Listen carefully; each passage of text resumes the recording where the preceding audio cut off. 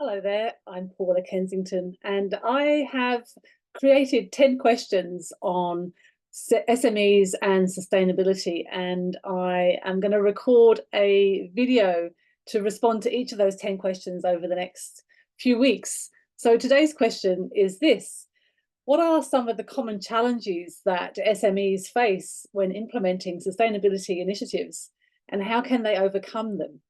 So, thinking about this question as a finance professional, I think about the value that we create in our business, but also how we avoid value destruction in our business as well. And I know moving to sustainability can be a real financial challenge when we have to think about making changes in our supply chain and business model changes. And initially it might look like an additional cost, but I think over time what we're suggesting is that it will be a cost saved by moving to sustainability models in our business. And I think in the next 10 years, so by 2035, even smaller business, small and medium-sized businesses, if we haven't moved to sustainable operations, then I think we become obsolete. And it might sound a bit provocative and challenging, but I really do believe that once we get moving in the next 3 years with the sustainability standards, then we're definitely going to see a mountain more of more regulation to ensure that businesses are doing the right things for all stakeholders and not just shareholders. So back to the question, how do we think about the common challenges? So perhaps with finance aside, people might wonder where to start.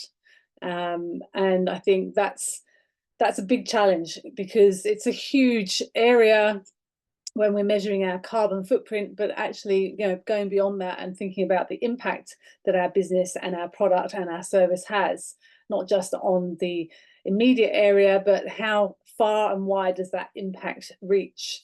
So how might we overcome where to start? Well, I think we can ask ourselves what's important in our business. Where's the materiality of what's important to us? And we can do that by asking our people in our business if we don't know where to start. Where's the biggest impact that we could have if we wanted to change our operations? But also ask ourselves, where do we care the most? Because this is going to be a passion project for us in a business. And so we need to make sure that we care about it. There's no point jumping into a deep end of something that we don't actually even care about. So wondering where to start, and I think making a plan for 2025, what can I do in the next 12 months, effectively 18 months? What can I do in the next 5 years, so to 2030? And then what could I do in the next 5 years from 2030 to 2035? It's not all that far away. And, I think the pace of change and the regulation will speed up. So I think we've got to make sure that we're thinking about it now. And I've been speaking to lots of finance professionals in bigger businesses where they've been doing sustainability for 3 to 5 years, and they are grappling with, how do I think about this? How do I recruit talent for this? Where does it sit? How do I get my finance people to drive some of this tracking and monitoring and reporting? And I think that is a good place to start, because the finance professional often is the one area in a business where we get to see everything, depending on obviously the size of the business.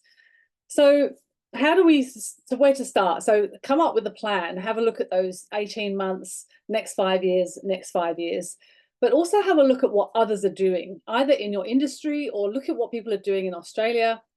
I've just done a little bit of research of my own globally for when I was writing my green papers on how to think about doing business differently. But there's plenty of examples in Australia. There's 4 or 5 examples, for example, like Bright, which is a financial institution focusing on solar power and renewable energy.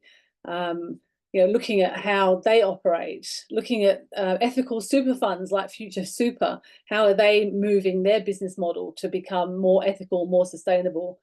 Bedding company called Attitude, which have moved to bamboo versus cotton. So they're thinking about the sustainability in the fibers of bamboo. And then in New Zealand, we've got a network called Susty NZ, SUSTYNZ network, and they've got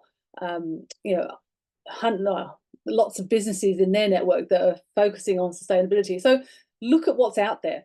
Now, those businesses are sustainability probably focused. They haven't shifted necessarily. They're more born into the sustainability era. So how do I shift my business into more of a sustainable business, whether that means I have to move manufacturing process or move the way in which I create my product? And there's plenty of big businesses that we can look to.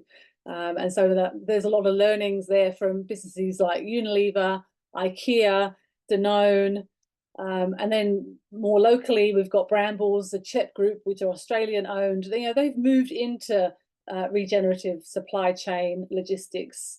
And so, look at what they're doing. It's going to be an educational process. We have to invest the time. And I was speaking to another CFO this morning that said, well, where's the business case to bring that finance person into that role? And, the business case might be there in 12 months, but is it there today?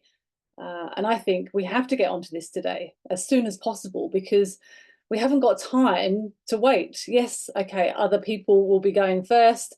We can look to them for their reporting, but it's got to become our own DNA process on making change.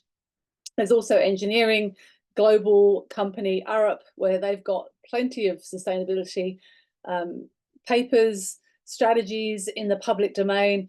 So it really is a case of finding out, benchmarking ourselves, looking at collaborations, choosing a world problem where we can come together as businesses to try and solve that world problem. I know Ella MacArthur Foundation has got lots of different collaborations where businesses are coming together to try and solve issues around plastic or waste or whatever the topic might be. There's definitely lots of areas to collaborate, and and maybe this is the decade of collaboration where we're not using our own expertise for a competitive advantage. It's actually, well, if we're trying to solve a global problem, wouldn't it be better if we got together and solved it together? So hopefully that's answered some of your questions around what might be some of the common challenges and how might an SME business overcome that.